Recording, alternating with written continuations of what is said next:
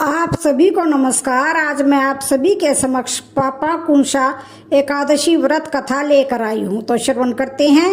आश्विन माह के कृष्ण पक्ष की इंद्रा एकादशी व्रत का महात्म्य सुनने के बाद धर्मराज युधिष्ठिर की जिज्ञासा और बढ़ गई। तब उन्होंने हाथ जोड़कर भगवान श्री कृष्ण से पूछा कि हे मधुसूदन, अब आप कृपा करके यह बतलाइए कि आश्विन माह के शुक्ल पक्ष में किस नाम की एकादशी होती है। तब भगवान श्री कृष्ण बोले कि हे राजन, आश्विन के शुक्ल पक्ष में जो एकादशी होती है वह पापा कुशा के नाम से जानी जाती है। वह सब पापों को हरने वाली और उत्तम है। उस दिन संपूर्ण मनोरथ की प्राप्ति के लिए मनुष्यों को स्वर्ग और मोक्ष प्रदान करने वाले पद्मनाभ संज्ञक मुझ वासुदेव का पूजन करना चाहिए। जितेंद्रिय मुनि चिरकाल तक कठोर तपस्या करके जिस फल को प्राप्त करता है वह उस दिन भगवान गरुड़ ध्वज को प्रणाम करने से ही मिल जाता है। पृथ्वी पर जितने तीर्थ और पवित्र देवालय हैं उन सब के सेवन का फल भगवान विष्णु के नाम कीर्तन मात्र से ही मनुष्य प्राप्त कर लेता है। जो सारंग धनुष धारण करने वाले सर्वव्यापक भगवान जनार्दन की शरण में जाते हैं उन्हें कभी यमलोक की यातना नहीं भुगतनी पड़ती है। यदि अन्य कार्य के प्रसंग से भी मनुष्य एकमात्र एकादशी को उपवास कर ले तो उसे कभी यम यातना नहीं प्राप्त होती। जो पुरुष विष्णु भक्त होकर भगवान शिव की निंदा करता है वह भगवान विष्णु के लोक में स्थान नहीं पाता, उसे निश्चय ही नरक में गिरना पड़ता है। इसी प्रकार यदि कोई शैव या पशुवत होकर भगवान विष्णु की निंदा करता है तो वह घोर नरक में डालकर तब तक पकाया जाता है जब तक कि 14 इंद्रों की आयु पूरी नहीं हो जाती। यह एकादशी सर्वग और मोक्ष प्रदान करने वाली, शरीर को निरोग बनाने वाली तथा सुंदर स्त्री धन और मित्र देने वाली है। आगे भगवान श्री कृष्ण जी कहते हैं कि हे राजन, एकादशी के दिन में उपवास और रात्रि में जागरण करने से अनायास ही विष्णु धाम की प्राप्ति हो जाती है। हे युधिष्ठिर, वह पुरुष मात्र पक्ष की 10, पिता के पक्ष की 10 और स्त्री के पक्ष की 10 पीढ़ियों का भी उद्धार कर देता है। एकादशी व्रत करने वाले मनुष्य दिव्य रूपधारी चतुर्भुज, गरुड़ की ध्वजा से युक्त, हार से सुशोभित और पीतांबरधारी होकर भगवान श्री विष्णु के धाम को जाते हैं। आश्विन के शुक्ल पक्ष में पापाकुंशा का व्रत करने से मनुष्य सब पापों से मुक्त होकर श्री हरि के लोक में जाता है। जो पुरुष सुवर्ण, तिल, भूमि, गौ, अन्न, जल, जूते और छाते का दान करता है वह कभी यमराज को नहीं देखता।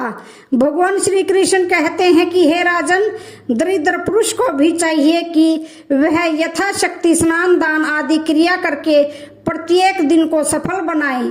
जो होम, स्नान, जप, ध्यान और यज्ञ आदि पुण्य कर्म करने वाले हैं उन्हें भयंकर यम यातना नहीं देखनी पड़ती।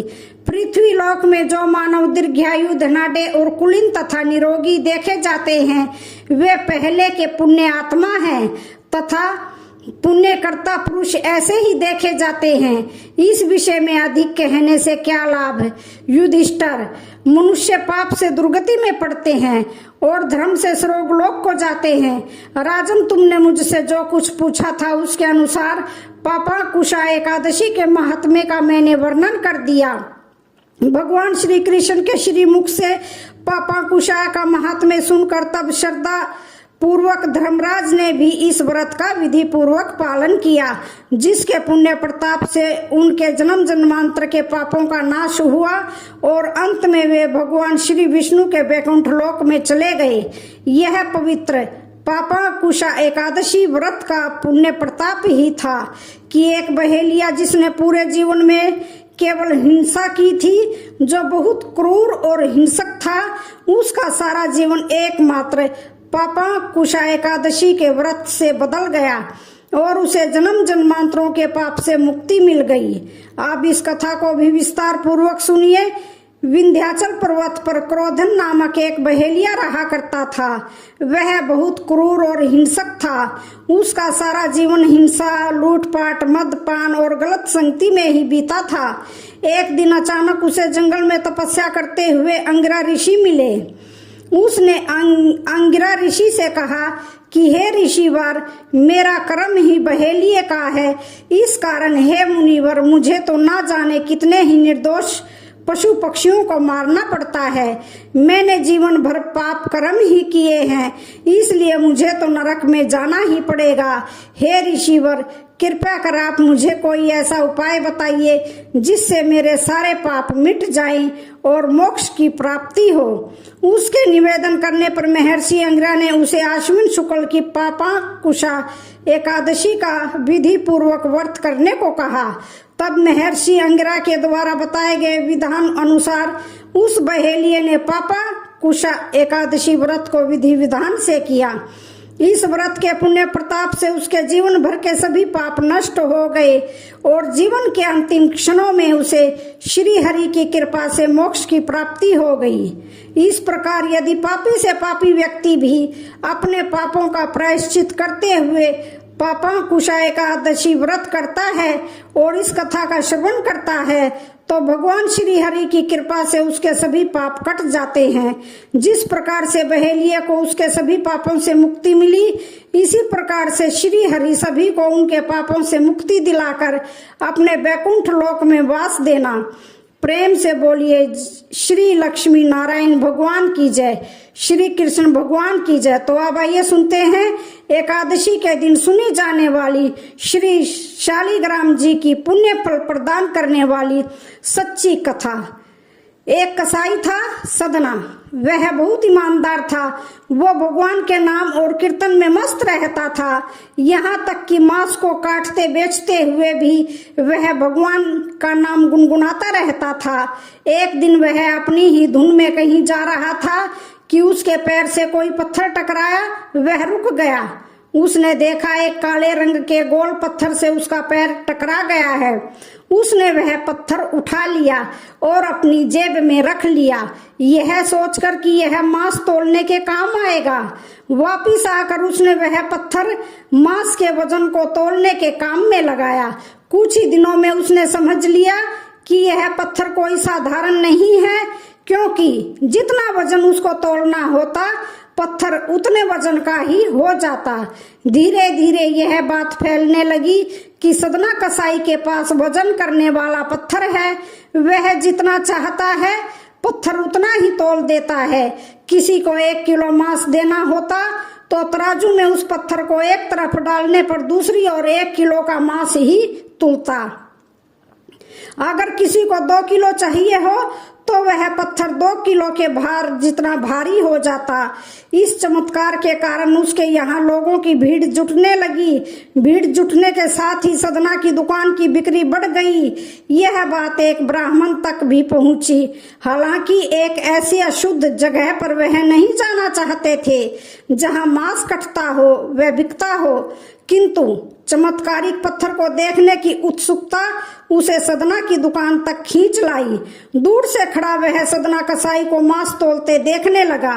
उसने देखा कि कैसे वह पत्थर हर प्रकार के वजन को बराबर तोल रहा था। ध्यान से देखने पर उसके शरीर के रोंगटे खड़े हो गए। भीड़ के छटने अर्थात कम होने के बाद ब्राह्मण सदना कसाई के पास गया। ब्राह्मण को अपनी दुकान में आया देखकर सदना कसाई प्रसन्न भी हुआ और आश्चर्यचकित भी। बड़ी नम्रता से सदना ने ब्राह्मण को बैठने के लिए स्थान दिया और पूछा कि वह उनकी क्या सेवा कर सकता है। ब्राह्मण बोले, तुम्हारे इस चमत्कारिक पत्थर को देखने के लिए ही मैं तुम्हारी दुकान पर आया हूँ, या यूं कहिए कि चमत्कारी पत्थर ही मुझे खींचकर तुम्हारी दुकान पर ले आया है। बातों ही बातों में उन्होंने सदना कसाई को बताया कि जिसे पत्थर समझकर वो मांस तोल रहा है वास्तव में वो शालिग्राम जी हैं जो कि भगवान का स्वरूप होता है। शालिग्राम जी को इस तरह गले कटे मांस के बीच में रखना व उनसे मांस तोड़ना बहुत बड़ा पाप है। सदना बड़ी ही सरल प्रवृत्ति का भक्त था। ब्राह्मण की बात सुनकर उसे लगा कि अनजाने में मैं तो बहुत बड़ा पाप कर रहा हूँ। अनु ने विनय करके सदना ने वह शालिग्राम उन ब्राह्मण को दे दिया और कहा कि आप तो ब्राह्मण हैं, अतः आप ही इनकी सेवा परिचर्या करके इन्हें प्रसन्न करें। मेरे योग्य कुछ सेवा हो तो मुझे अवश्य बताएं। ब्राह्मण शालिग्राम शिला को बहुत सम्मान से घर ले आए। घर आकर उन्होंने श्री शालिग्राम जी को स्नान करवाया, पंचामृत से अभिषेक किया, वह पूजा अर्चना प्रारंभ कर दी। कुछ ही दिन बीते थे कि उन ब्राह्मण के सोपन में श्री शालिग्राम जी आए और कहने लगे कि हे ब्राह्मण, मैं तुम्हारी सेवाओं से बहुत प्रसन्न हूँ, किंतु तुम मुझे उसी कसाई के पास छोड़ आओ। सोपन में ही ब्राह्मण ने कारण पूछा तो उत्तर मिला कि तुम मेरी पूजा अर्चना करते हो, मुझे अच्छा लगता है, परंतु जो भक्त मेरे नाम का गुणगान कीर्तन करते रहते हैं उनको मैं अपने आप को भी बेच देता हूँ। सदना तुम्हारी तरह मेरी सेवा नहीं करता है, परंतु वह हर समय मेरा गुणगान करता रहता है, जो कि मुझे बहुत अच्छा लगता है, इसलिए तो मैं उसके पास गया था। ब्राह्मण अगले दिन ही सदना कसाई के पास गया और उनको प्रणाम करके सारी बात बताई। तत्पश्चात श्री शालिग्राम जी को उन्हें सौंप दिया। ब्राह्मण की बात सुनकर सदना कसाई की आंखों में आंसू आ गए। मन ही मन उन्होंने मांस खरीदने बेचने के कार्य को तिलांजलि देने की सोची और निश्चय किया कि यदि मेरे ठाकुर को कीर्तन पसंद है तो मैं अधिक से अधिक समय नाम कीर्तन ही करूंगा। बोलिए श्री शालिग्राम भगवान की जय। तो आइए अभी सुनते हैं 11 माता की कथा। इस कथा के बिना व्रत अधूरा माना जाता है। एक बार की बात है, एक राज्य में एक राजा रहता था। राजा बहुत ही बुद्धिमान और बलशाली था। वह सदैव अपनी प्रजा का बहुत ही अच्छे से ध्यान रखता था। प्रजा भी अपने राजा को बहुत पसंद करती थी। राजा के 2 बेटियां थी। राजा अपनी दोनों बेटियों से बहुत ही अधिक प्रेम करते थे।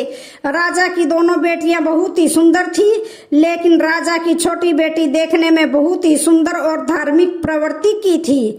वह 12 मास 11 माता की पूजा और व्रत करती थी। सभी लोग राजा की छोटी बेटी से बहुत ही प्रेम करते थे और खूब प्रशंसा किया करते थे। वह बोलने में बहुत ही अच्छी थी।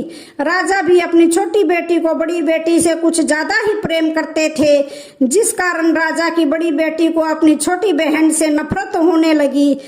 समय के साथ राजा की दोनों बेटियां बड़ी हो गई। तब एक पड़ोस के राज्य में रहने वाला राजकुमार राजा की बड़ी बेटी के लिए रिश्ता लेकर आया।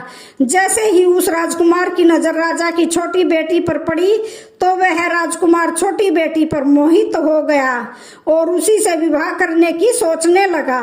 उस राजकुमार ने राजा को बड़ी बेटी के साथ विवाह करने से मना कर दिया और राजा से कहा कि आप बुरा ना मानो तो मैं आपकी छोटी बेटी से विवाह करना चाहता हूँ।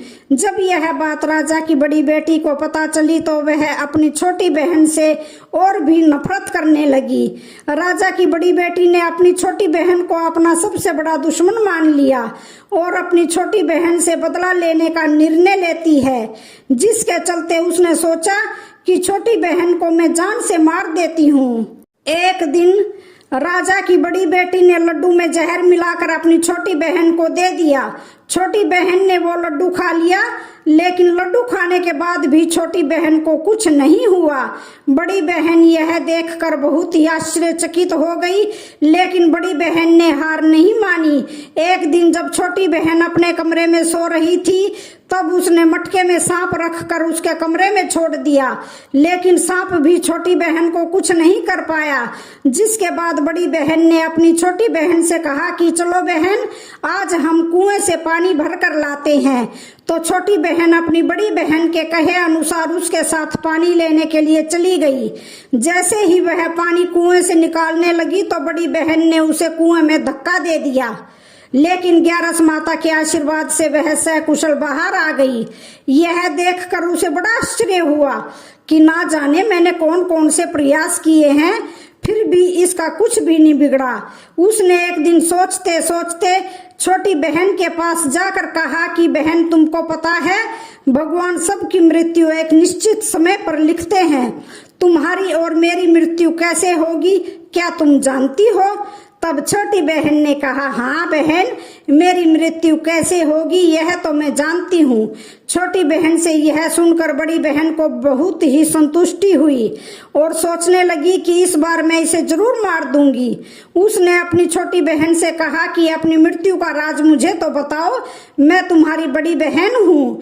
छोटी बहन ने अपनी बड़ी बहन से कहा कि मेरी मृत्यु एक तोते में है। जो तोते के गले में एक हार है उसी से मेरी मृत्यु होगी। जब कोई व्यक्ति उस तोते को मारकर वह हार अपने गले में पहन लेगा तो मैं मूर्छित हो जाऊंगी, और जैसे ही उस हार को अपने गले से उतार देगा तो मैं वापस जीवित हो जाऊंगी। अपनी छोटी बहन की मृत्यु का राज जानकर बड़ी बहन बहुत ही खुश हुई और उसने अपनी छोटी बहन को मारने के लिए उस पालतू तोते को ढूंढना शुरू कर दिया।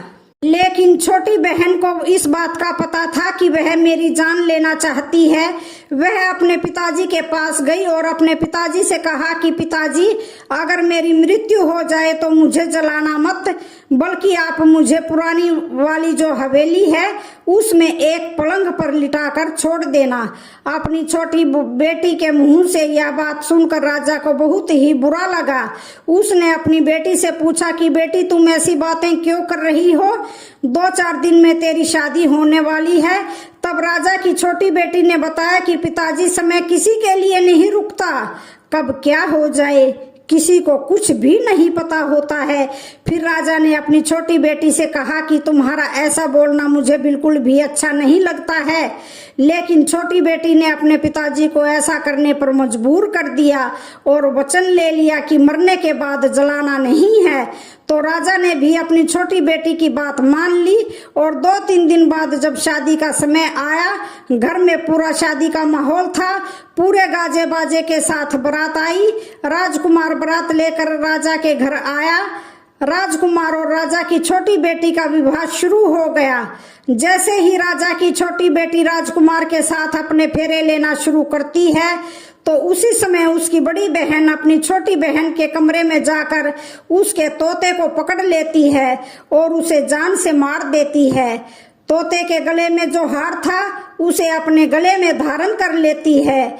जैसे ही बड़ी बहन ने हार को अपने गले में डाला तो इधर छोटी बहन के 3.5 फेरे ही पूरे हुए थे और वह बेहोश होकर गिर गई। इसके बाद राजा ने बड़े बड़े हकीम को बुलाया, अपनी छोटी बेटी का इलाज करने को कहा। राजा ने कहा कि कोई मेरी बेटी का इलाज कर दो तो मैं मुंह मांगा इनाम दूंगा। राजा की बात सुनकर वैद्य ने जब छोटी बेटी को चेक किया तो राजा को बताया कि आपकी छोटी बेटी ना तो जीवित है और ना ही मरी हुई है। मैं तो मेरे जीवन में ऐसा पहली बार देख रहा हूँ। तो राजा ने वैद्य और हकीम को कह दिया कि यह बात बाहर किसी को मत बताना।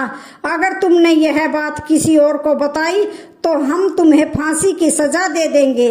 राजा ने अपनी छोटी बेटी को पुराने महल में ले जाकर एक पलंग पर लेटा दिया। वहां पर कुछ सैनिकों को तैनात कर दिया और स्वयं महल पर आ गया।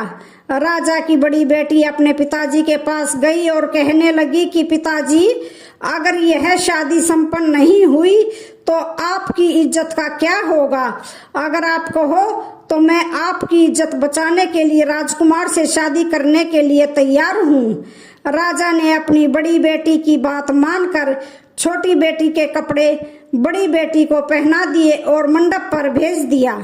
लेकिन राजकुमार यह जान गया था कि यह राजा की छोटी बेटी नहीं है, तो उसने शादी करने से मना कर दिया। लेकिन वहां पर आए सारे लोगों ने राजकुमार को शादी करने के लिए विवश कर दिया और राजा की बड़ी बेटी से शादी उस राजकुमारी की करवा दी। बचे हुए 3.5 फेरे बड़ी बेटी के साथ दिलवा दिए गए। उसके बाद राजकुमार राजा की बड़ी बेटी को अपने महल ले आया। राजकुमार राजा की बड़ी बेटी से ना तो बात करता था और ना ही उसे पसंद करता था और ना ही उसके कमरे में जाता था। राजकुमार ने यह फैसला ले लिया कि मैं राजा की छोटी बेटी को ढूंढ कर ही रहूंगा। वह रात दिन उसे ढूंढता हुआ इधर उधर घूमने लगा। एक दिन राजकुमार अपने घोड़े पर सवार होकर राजा के पुराने महल के पास पहुंच गया, जहां पर उसने कुछ सैनिकों को देखा। महल के पास पहुंचकर राजकुमार ने जब महल को ध्यान से देखा तो वह समझ गया कि यह मेरे ससुर का पुराना महल है। तब राजकुमार ने सैनिकों से पूछा कि तुम लोग यहाँ पर क्या कर रहे हो और इस महल के अंदर उस पलंग पर कौन लेटा है। तो सैनिकों ने बताया कि यहाँ पर राजा की छोटी बेटी लेटी है। यह सुनकर राजकुमार बहुत ही खुश हुआ और तुरंत उससे मिलने के लिए अंदर चला गया। लेकिन अंदर जाकर देखा तो वह बिल्कुल बेहोश थी। राजकुमार उसकी सेवा करने लगा। जैसे ही रात हुई, राजा की छोटी बेटी उठकर बैठ गई। राजकुमार यह देखकर बहुत ही खुश हुआ और उससे पूछने लगा कि तुम यहाँ पर क्या कर रही हो? ऐसे बीच फेरों से गायब होकर यहाँ पर क्यों चली आई? तुम मेरे साथ चलो। राजा की छोटी बेटी ने राजकुमार को सारी बात बताया कि मेरी जान एक तोते में बसी थी और यह बात मैंने अपनी बड़ी बहन को बता दी थी। मुझे पता है कि उसी ने मुझे मारने का प्रयास किया है। उसके पास एक हार है जिसको वह सुबह पहन लेती है और रात को उतार कर रख देती है। जब तक वह हार को पहने रखती है तब तक मैं मूर्छित रहती हूँ और जैसे ही वह हार को उतार देती है तो मैं जीवित हो जाती हूँ और जब तक मेरी बड़ी बहन के पास वह हार है तब तक मैं ऐसे ही जीवित और मूर्छित होती रहूंगी। अगर मेरी बड़ी बहन के पास जो हार है वह मेरे हाथ आ जाए तो मैं हमेशा के लिए जीवित हो जाऊंगी। राजकुमार यह बात सुनकर राजा की छोटी बेटी के पास रहने का निर्णय ले लिया और बचे हुए फेरे लेकर अपने विवाह को भी पूरा कर लिया और वहीं पर रहने लगा। ऐसे करते करते काफी समय बीत गया। राजा की छोटी बेटी गर्भवती हो गई। एक दिन राजकुमार को किसी काम से बाहर जाना पड़ा तो पीछे से राजा की छोटी बेटी के पेट में बहुत जोरों से दर्द होने लगा। उसने उस समय ग्यारस माता का आवाहन किया, जिसके बाद ग्यारस माता वहां पर प्रकट हो गई और उन्होंने उसके दर्द को दूर किया। एक सुंदर पुत्र को उसने जन्म दिया। जब आधी रात को राजकुमार बाहर से आया तो उसने ग्यारस माता को देखा तो वह बहुत ही आश्चर्यचकित हुआ। उसने तुरंत माता को प्रणाम किया। ग्यारस माता ने राजकुमार से कहा कि जब तुम्हारा बेटा 5 वर्ष का हो जाए तो तुम अपनी पत्नी का हार लाकर इसके गले में डाल देना, जिससे यह हमेशा के लिए जीवित हो जाएगी। समय के चलते राजकुमार का बेटा 5 साल का हो गया। एक दिन राजकुमार को फिर किसी काम से बाहर जाना पड़ा। उसने अपने बेटे से कहा कि तुम अपनी माता का ध्यान रखना और मैं शाम तक लौट आऊंगा। जैसे ही राजकुमार वहां से बाहर निकला तो बड़ी बहन के सैनिकों ने उसे देख लिया और बड़ी बहन को जाकर सारी बात बता दी, जिसके बाद बड़ी बहन अपनी छोटी बहन के पुत्र को वहां से उठवा लिया और उसे मरवा दिया।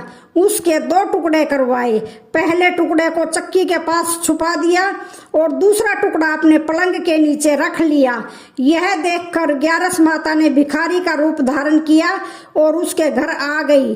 भिक्षा मांगने लगी तो बड़ी बहन ने अपने नौकरों से कहा कि जाओ भिखारी को भिक्षा दे दो। लेकिन जैसे ही नौकर ग्यारस माता को भिक्षा देने के लिए जाता है तो माता उन्हें मना कर देती है और कहती है कि मैं तुम्हारी रानी से ही भिक्षा लूंगी। नौकरों ने अंदर जाकर कहा कि रानी वह हमसे भिक्षा नहीं ले रही है, बोल रही है कि मैं रानी से ही भिक्षा लूंगी। जब बड़ी बहन स्वयं भिक्षा देने के लिए भिखारिन बनी ग्यारस माता के पास आती है, उससे पहले ही माता एक बिल्ली का रूप बनाकर उसके कमरे में चली जाती है। वहां पर जो छोटी बेटी के पुत्र का एक टुकड़ा था वह उठा लेती है और दूसरा चक्की के पास से उठाकर जीवित कर देती है और वहां से लेकर चली जाती है और राजकुमार को सारी बात बताकर उन्हें उसका बेटा सौंप देती है। राजकुमार अपने बेटे को लेकर उस बड़ी बहन के पास जाता है और उसे कहता है कि इस बच्चे का अच्छे से ध्यान रखना। अगर तुम इस बच्चे का अच्छे से ध्यान रखोगी तो ही मैं तुमसे बात करूंगा, वरना मैं यहाँ से चला जाऊंगा। एक दिन राजकुमार ने अपने बच्चे से कहा कि तुम ऐसा करो, तुम्हारी माँ के गले का वो हार मांग लो जो तुम्हारी जिद की वजह से वह तुम्हें दे देगी। अपने पिताजी के कहे अनुसार लड़का अपनी बड़ी माँ के पास जाकर कहता है कि माँ, मुझे तुम्हारे गले का हार चाहिए। यह सुनकर उसकी माँ को पहले तो बहुत गुस्सा आता है, पर उसको याद आता है कि राजकुमार ने कहा है कि अगर मैं इस बच्चे का अच्छे से ध्यान रखूंगी तो ही वह मुझसे बात करेंगे। वह सोचती है कि छोटी बहन अब तक तो मर गई होगी, उसे जला भी दिया होगा, अब कौन सी जिंदा होने वाली है। यही सोचकर वह हार को निकालकर उस बच्चे को दे देती है। वह बच्चा उस हार को ले जाकर अपने पिताजी को दे देता है तो राजकुमार अपने बेटे और उस हार को लेकर वहां से चला जाता है और जाते हुए कह कर जाता है कि तुम हमारे लिए खाना बनाकर तैयार रखना, मैं शाम को आकर तुम्हारे साथ ही खाना खाऊंगा। यह कहकर अपने बेटे को लेकर वहां से सीधा राजा के पास जाता है और राजा को सारी बात बता देता है। राजा अपनी बड़ी बेटी की यह करतूत सुनकर बहुत ही क्रोधित होते हैं और अपनी परवरिश को दोष देने लगते हैं। राजा राजकुमार को अपनी छोटी बेटी के साथ रहने का आदेश देते हैं। राजकुमार वह हार लेकर छोटी रानी के पास जाता है और उसके गले में वह हार डाल देता है, जिससे वह जीवित हो जाती है। दोनों बहुत ही खुश होते हैं। राजकुमार अपने बेटे और अपनी पत्नी को लेकर अपने राज्य में चला जाता है। इस तरह एकादशी व्रत के प्रभाव से राजा की छोटी बेटी को अपने जीवन में आई तमाम मुसीबतों से छुटकारा मिलता है। जय ग्यारस माता की। आज की वीडियो का यहीं पर समापन होता है। वीडियो अच्छी लगे तो चैनल को लाइक, शेयर, सब्सक्राइब जरूर करें। धन्यवाद।